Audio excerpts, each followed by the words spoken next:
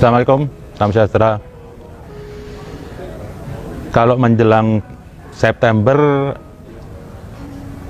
dijadikan isu G30 SPKI atau PKI-nya sudah almarhum. Ini ada lagi sekarang jadwal rutinan. Malah kelihatannya seperti jadi rukun ibadah. Kenapa? Yang gandrungi semua umat Islam. Sebenarnya saya nggak anggap umat Islam lah dia. Saya anggap dia apa? Monaslim lah. Islam Monas. Ini loh, kegiatan 212. Jadi suatu kewajiban sampai harus ngotot semuanya. Berapa orang 212 ini seperti rukun ibadah. Sudah kayak ibadah haji lah. Bahkan kalau lihat semangatnya lebih seru daripada ibadah haji. Pakai ngotot harus terjadi 212. Nah, padahal kita tahu semua 212 ini kendaraan politik bertopeng agama. Mereka juga berkumpul itu juga ada donaturnya. Digerakkan. Dulu dipakai kendaraan oleh Anies jadi gubernur. Akhirnya 212 yang tadi dulu era Ahok sudah tidak bisa menempatkan tempat Monas. Ini ibu kota ini. Monas itu tempat lambang negara, kota. Bukan tempat kumpul-kumpul orang. Itu taman. Itu taman. Nah, semenjak Pak Anies ini hutang budi dengan 212, sepertinya dikasih leluasa ini. Gerakan 212 ini merasa gerombolannya, wah, kita harus buat lagi. Oh, demo pakai berseri. Itu bukan aspirasi itu. Itu dibalik itu ada kejahatan. Ingin mendongkel. Mendongkel apa? Kerja pemerintah aja. Cuma bertopeng agama 212. Nah, akhir-akhir ini saya dengar lagi, ini banyak orang nih gara-gara Jokowi jadi goblok kok. Yang dulu intelektual. Rafli Harun, sampai dia bisa berkata apa? Reuni 212 bisa jadi festival Islam terbesar di dunia. Rafli Harun bilang apa? Maka kita punya sarana promosikan negara. Apa yang didapat dari 212? Bagi saya itu apa? Festival badut bersorban. Rombongan teriak-teriak. Nggak ada nilainya. Merasa paling suci. Tuhan dibuat alat politik, takbir-takbir. Apa ini? Saya heran dengan Rafli Harun nih. Kok jadi goblok sekarang? Hilang intelektual Anda. Jujur, kalau saya jadi keluarga Anda, kalau jadi anak atau istri Anda, mungkin saya kabur. Dari cerdas, kok terus menjadi goblok? Hanya karena nggak dapat jabatan ini. Apa jangan-jangan Anda ini sudah makan duit dari orang-orang yang anti Jokowi? Akhirnya memotong lidah Anda. Anda dipaksa goblok, Anda dipaksa tolol. Masa seorang Anda bicara demo jadi festival? Ini dagelan ini. Dagelan bukan dagelan orang cerdas, dagelan orang goblok. Ada lagi juga Dim Sasudin mengatakan pemerintahan Jokowi gagal. Kacamata Anda kemana sih? Anda seorang intelektual loh. Ini mayoritas rakyat dunia mengakui kinerja Jokowi. Saya sedih lihat Anda mengatakan pemerintahan Jokowi itu gagal. Loh, yang nggak gagal siapa? SBY? Hah? Yang lainnya? Cobalah Pak Din. Anda keluarlah dari lingkaran-lingkaran yang dulu saya hormatin. Anda tuh seorang intelek yang bagus. Kok akhir-akhir ini saya lihat Anda turun derajatnya. Ada apa sih Pak? Juga si Rafli Harun nih, dulu saya bangga loh sama dia, kecerdasan, kemampuan bicaranya. Kok sekarang jadi ngedrop? Masa sampai Anda membela 212? Nggak usah orang pinter-pinter lah. 21 itu gerakan yang tidak menambah manfaat buat negara. Cuma membuat ketakutan. Demo rame-rame. Merasa paling kuat. Nggak perlulah begitu. Hentikanlah. Saya minta nih, kalau Anies juga mengirim 212, ya Anies juga terlibat ingin membuat makar di negeri ini. Karena jujur aja, di kelompok 212 itu pemerannya juga ada yang bau-bau radikal. Juga teman-teman yang di Farid Ottbah. Dia menggerakkan. Mau apa Anda rame-rame kumpul sama orang? Gak ada tuh demo dalam Islam rame-rame membuat ketakutan. Kenapa? Anda memasang kehendak. Anda ada yang bayar di situ. Anda dijadiin kuda. Anda cuma memperkosa agama. Anda yang topeng ulama-ulama. Ulama siapa sih yang Anda ikutin semua? Saya nggak lihat itu ulama. Cuma modal peti ini apa sih? Nah, di sini juga Anies. Saya mintalah Anda jangan bermain-main. Jangan karena kekuasaan apa Anda bermainkan agama. Kalau Anda juga menyetujui 212, saya minta kepada aparatur negara yang memegang kekuatan di sini, yang menjaga keamanan. Jangan sampai lagi, jangan biarkan 212 ini berkembang. Jangan kasih. Karena apa? Itu bisa menjadi benih-benih yang merusak sendi-sendi Pancasila. Kalau dulu PKI, dulu itu yang dituduh katanya komunis tak bertuhan, itu sudah almarhum. Justru saya mengkhawatirkan sekarang ada sejenis PKI, tapi menggunakan agama. Ya seperti jenis khilafah semua. Ini mengganggu NKRI. Sudah, nggak usah pakai tenteng aling, nggak enak. Ini mengganggu NKRI. PKI partulah, kalau saya bilang. PKI bertopeng agama. Membuat agama, memaksakan agama di sini. Ini negara republik, bukan negara agama. Kalau Anda mau pakai agama, Anda mau memaksakan agama, silakan aja ke Arab aja sana. Anda teriak-teriak agama nggak apa, itu lapangan Anda. Monggo di sana jihad-jihatan. Semua nanti masuk neraka. Jihad sama Islam, bunuh-bunuhan sama Islam. Ini agama apa?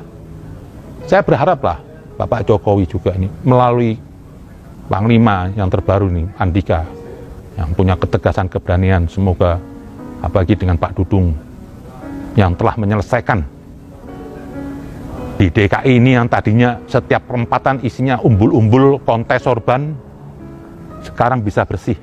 Saya jujur terima kasih. Dulu kalau saya lewat Kalibata, Cilitan, itu tiap perempatan pasti umbul-umbul model sorban. Acara apa? Sampai Pemda DKI itu mau nyabut takut karena bau agama. Tapi dengan sikap Bapak kemarin bisa menyelesaikan. Nah, ini yang di sini dibutuhkan. Pemimpin-pemimpin yang menjaga keamanan negara. Yang punya sifat tegas. Lakukan, Pak. Mayoritas rakyat mendukung Bapak. Mayoritas rakyat tidak suka dengan gerombolan 212. Yang itu gerakan dibuat. Tentunya ada insentifnya. Mereka tuh bukan atas nama agama. Dari dulu dukung si fulan, nggak jadi, dukung si fulan lagi, nggak jadi, dukung ini nggak jadi. Ini agama apa? Kok Anda jadikan Tuhan ini seperti jurkam? Anda memperbudak Tuhan atas nama takbir itu. Ganti-ganti. Besok siapa lagi? Ada yang Anda ikut lagi. Inilah di sini kemunafikan. Disinilah Nabi yang mengancam beberapa ulama su. Mereka akan menjual agama demi siapa yang bayar. Saya mohon ketegasan Panglima terbaru Andika, Pak Dudung, bersihkan negeri ini seperti dahulu kala yang tidak pernah digaduh isu-isu agama. Negara kita ini sudah beriman, sudah Islam. Baru-baru ini digaduh orang-orang yang merasa ulama. Itu bukan ulama semua. Nggak usah takut. Mau mereka katakan kriminalis ulama, tangkap ulama-ulama yang buat gaduh. Ini kalau di zaman Nabi sudah pada dikisos.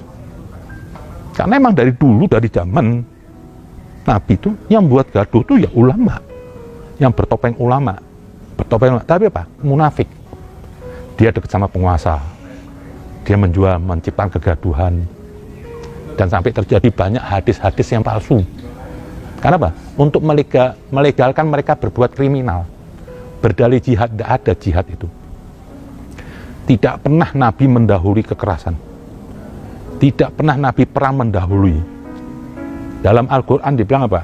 Barang siapa yang mendahului kekerasan atau sampai membunuh kepada seseorang yang seseorang itu tidak mengancam, itu bagaikan membunuh seluruh manusia alam.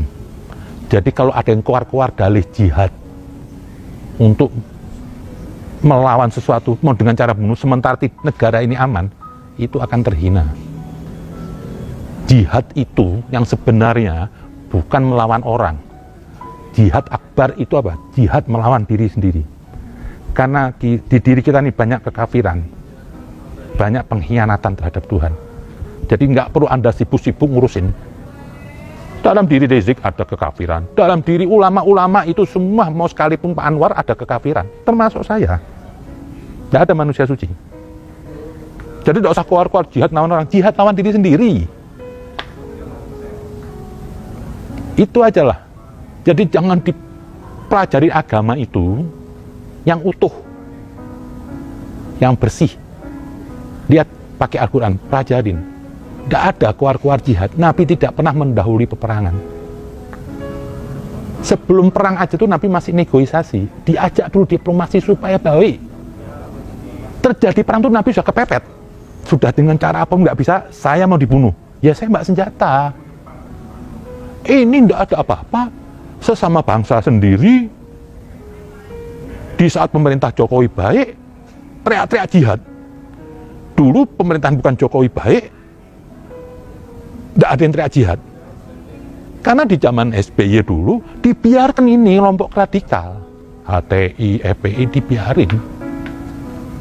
Dia cuma mikir keluarga dan partainya aja. Lah Jokowi ini tegas. Ini baru Presiden Indonesia. Tidak mentolerir siapapun yang ingin merusak sendi-sendi ini. Kembali, saya berharap keberadaan Jenderal Andika dan Pak Dudung dan jajaran lainnya dari Angkatan Laut, Angkatan Udara, hentikan negeri ini dari konflik agama. Kembalikan seperti dahulu kala, tidak pernah ada isu agama, tidak ada ribut agama, tidak ada ulama. Kalau mau lihat ulama itu, ulama NU, Muhammadiyah. Kalau mau lihat Habib itu, Habib Lutfi, Gure Shihab, dan yang lainnya. Yang ini mereka ini 219 bukan ulama. Dia ulama su.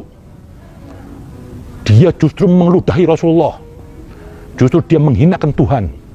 Dengan tingkah laku dia itu, sama aja dia meludahi Nabi. Dengan cara yang tidak pernah dilakukan Nabi. Dengan cara kasar. Mendukung tokoh ini, mendukung tokoh ini. Hanya cuma kebencian aja. Kalau terus Anda begini, suatu saat akan datang balat buat Anda semuanya. Anda telah menghinakan Nabi, merusak Islam. Semoga negeri ini lebih baik, tidak ada lagi konflik agama. Capek juga kalau terus bicara agama terus nggak ada habis-habisnya, yang tidak menghasilkan apa-apa, sementara negara lain membangun, menciptakan, bantu Jokowi.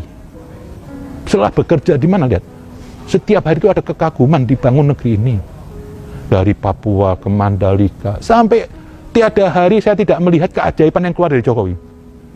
Diresmikan, ini pemimpin baik. Kenapa dirongrong? Buat apa sih duit Anda terima dari orang penguasa-penguasa yang gak suka sama Jokowi? Gak jadikan Anda kaya, tapi Anda akan dihisap sampai apapun. Jangan main-main sama negara. Ada 270 juta nyawa Indonesia. Kalau Anda berkhianat, Anda ada niat busuk, Anda akan dikutuk oleh 270 juta nyawa Indonesia. Ini bukan main-main. Kalau Anda tidak kena bala, besok anak istri Anda yang kena. Hukum menyakiti manusia, ada karma di dunia.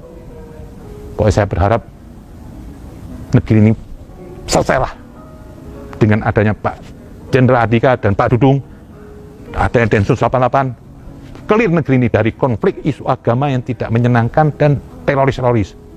Dan saya mintalah orang yang sudah terlibat kecenderungan ingin menjadi teroris, umat-umat 212, kembalilah ke NKRI, kembalilah baik. Ayo kita sama-sama bangun, supaya nanti generasi ke depan, anak cucu kita, generasi kita,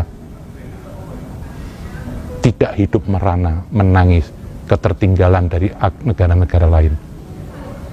Kita buat maju negeri ini. Semoga Tuhan merahmati, syafaat Rasul, Tuhan memberkati semuanya, bangsa Indonesia. Terima kasih. Assalamualaikum warahmatullahi wabarakatuh.